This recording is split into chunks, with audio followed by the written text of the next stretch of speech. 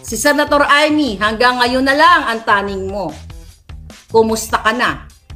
Ikaw mismo ang nagsabi sa akin, okay, na si Lisa ay nag-uutos para bumili ng pulburon na gagamitin nilang sisinghutin. Tatayuan ko lahat ng mga statement ko dahil first hand information.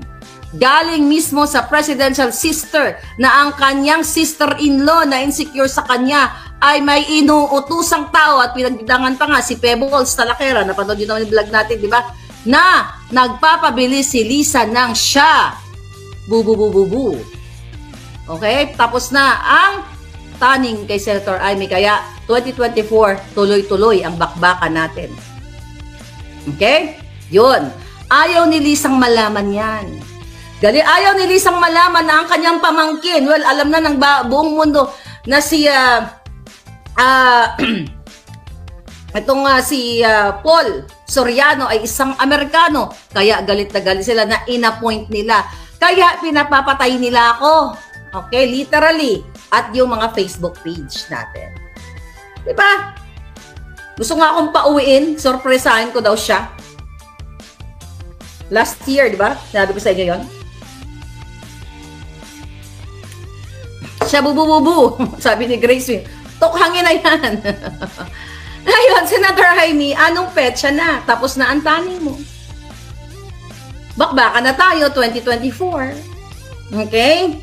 So, mga kababayan, ayan. Yo, what's up mga boss? Ayan mga boss, narinig nyo at napanood itong mga pasaring ni Maharlika mga boss. Talagang siya yung nangunguna dito sa pulburon issue na binabato niya dito sa mag-asawang First Lady Lisa Marcos at itong si President PBBM Bongbong Marcos Jr. mga boss. Talagang matagal niya nang ginawa ito dahil noong katapos nga ng eleksyon mga boss, no, ay binira niya na itong si PBBM dito sa isyong pulburon mga boss. At ito nga ay sinasabi siya ang unang naglabas ng mga boss noon na mayroong video na gumagamit umano ng pulburon itong mag-asawa mga boss.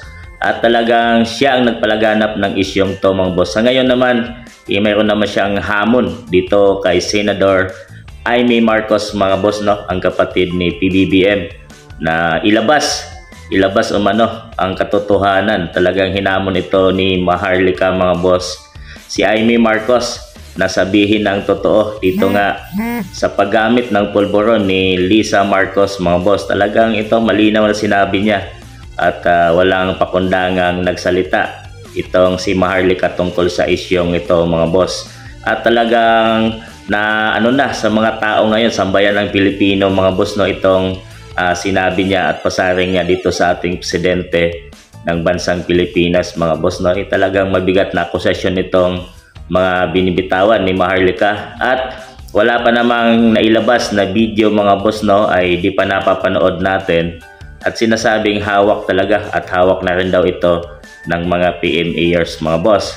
So talagang pinaglalaban nito ni Maharlika at pinanindigan. Sabi nga niya pinadelete at na-hack or na-block na yung kanyang mga social media or yung kanyang Facebook dahil nga sa isyong ito mga boss, no, na tinutugis na siya. So para sa inyo mga boss, maniniwala ba kayo dito sa mga binibitawang pambabato ni Maharlika tungkol sa ating presidente at First Lady Marcos mga boss, no, Lisa Marcos, at itong hamon niya dito kay Senador Amy Marcos mga boss?